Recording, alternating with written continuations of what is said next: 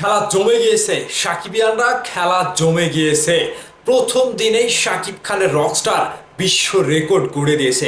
এই রেকর্ড যেন অনন্তকাল শাকিব খানকে চির একটা স্মৃতিচারণ করাবে। প্রথম দিনেই শাকিব খানের রকস্টার সকল রেকর্ড ভেঙে নতুন করে record গড়েছে।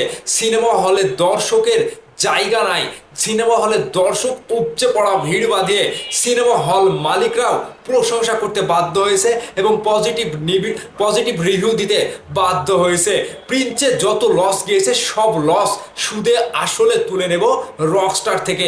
Shakib Khan Rockstar cinema দিয়ে এমনভাবে সারা দেশে কাঁপানিটা শুরু করেছে, এই যেন বিশ্ব রেকর্ডের থেকেও বড় কোনো রেকর্ড যদি হয়, শাকিব খানের রেকর্ড করে দিল রকস্টার সিনেমাটি।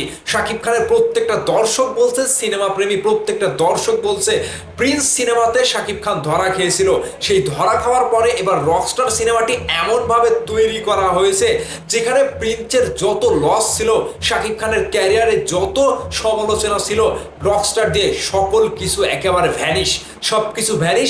সিনেমা হলে সিঙ্গেল স্ক্রিনে সিনেপ্লেক্সের দর্শক আগে থেকেই রকস্টার সিনেমার টিকিট কেটে যেভাবে একটা রেকর্ড গড়ে দিয়েছে, সেই রেকর্ডটা আগামী 2 সপ্তাহ 3 সপ্তাহ পরেও বাংলাদেশের রকস্টার বাদে অন্য কোনো সিনেমা গড়তে পারবে কিনা সেটা সন্দেহ রয়েছে। কথা বলছি এজন্যই, আজকে শাকিব খানের রকস্টার সিনেমাটি দেখার জন্য যে দর্শকগুলো সিনেমা হলে গিয়েছে, এই টিকিটগুলো গত 2 দিন আগে থেকে কাটা, এবং আজকে যে টিকিটগুলো কাটা হচ্ছে আগামীকালকের জন্য। আগামীকালকের অগ্রিম টিকিট বিক্রি হয়েছে প্রায় 22 লক্ষ টাকার। তাহলে বুঝতে পারছেন ঈদের দিন মানুষ কতটা ক্রেজিনেস নিয়ে, কতটা সিনেমা দেখার জন্য আগ্রহ নিয়ে সিনেমা হলে দর্শক যেভাবে ভিড় জমিয়েছে।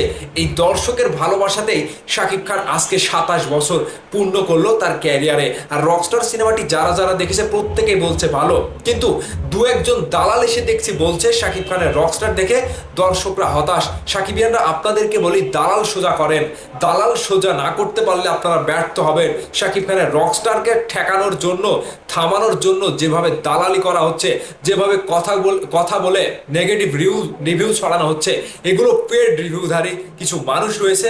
আর যারা কন্টেন্ট ক্রিয়েটর, যারা ব্যাড রিভিউ দিচ্ছে, এদেরকে পরিচালক আজমান রুশো সাক্ষাৎকার দেয়নি, সেজন্যই তারা রকস্টার সিনেমার নেগেটিভ রিভিউ দিচ্ছে। কথা ক্লিয়ার, কথা পরিষ্কারভাবে আপনাদেরকে বলছি, এদেরকে সোজা করেন, এদেরকে যেভাবে পারেন, যেখান থেকে পারেন এদের মুখ বন্ধ করে দেন। এরা অন্য কারো কাছ থেকে টাকা খেয়ে কিংবা রকস্টার পরিচালকের ইন্টারভিউ না পেয়ে তারা রীতিমতো পাগল প্রায়। রকস্টার সিনেমাটির এই যে রেকর্ড গড়ছে, এই রেকর্ডটা তাদের কাছে সহ্য হচ্ছে না। এত এত নিউজের মধ্যে তারা ওই নেগেটিভ নিউজটাই বেশি বেশি সার্ভ করছে দর্শকের মাঝে। সো দর্শক বলে দেবে আজকে কি হবে, দর্শক বলে দেবে আগামীকালকে কি হবে, দর্শক বলে দেবে আগামী সপ্তাহে রকস্টার কিভাবে কাঁপাবে। সেই আভাসটা আপনারা আগে থেকে পাচ্ছেন। আগামী 2 দিনের টিকিট কিন্তু বুক। যারা এখনো টিকিট কাটেননি তারা টিকিট কেটে নেন।